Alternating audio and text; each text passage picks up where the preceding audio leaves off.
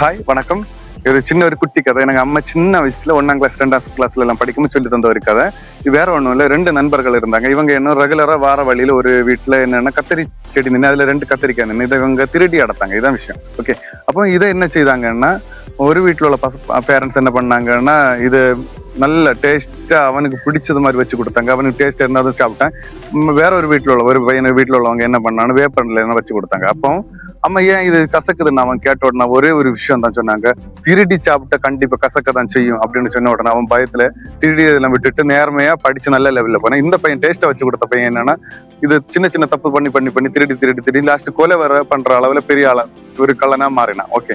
அப்போ கடைசியில இவன் கொலை பண்ண உடனே ஒரு போலீஸ் இவனை அரெஸ்ட் பண்ணி தூக்கு தண்டனை கொடுக்கணும்னு ஒரு முடிவு வந்துட்டு, அவன் தூக்கு தண்டனை கடைசி ஆசை என்ன இருக்குன்னு அந்த பையன் கேட்ட உடனே அவன் என்ன சொன்னான்னா, எங்க அம்மையை பார்க்கணும். அவன் அம்மையை கூட்டின்னு வந்தாங்க. அவன் ஒரே ஒரு வார்த்தை சொன்னான், அம்மா அன்னைக்கு அந்த வேப்பண்ணை கொடுத்தனால அந்த பையன் நல்ல லெவல்ல போனான், நீ எனக்கு டேஸ்ட்டை வச்சு தந்த நான் இந்த லெவல்ல இருக்கேன் அப்படின்னு சொல்லி தாயுடைய கழுத்தை அவன் கடிச்சான். அப்ப இதுக்கு இந்த விஷயம் என்ன சொல்ல வருதுன்னா, நம்ம பிள்ளை தப்பு பண்றான்னா அதுக்கு மெயின் காரணம் நம்ம பேரண்ட்ஸ் தான். நம்ம பிள்ளைய கரெக்டா வளர்த்துவோம். அவனுக்கு கஷ்டம், லாபம், நஷ்டம், வலி எல்லாம் தெரிஞ்சிருக்கணும். அடுத்தவங்க வழி தெரிஞ்சிருக்கணும். டோட்டலி அவன் எல்லாம் தெரிஞ்சு வளரணும். அப்படி வளர்த்துங்க, கண்டிப்பா அவன் நல்ல லெவல்ல வருவான். Okay, thank you.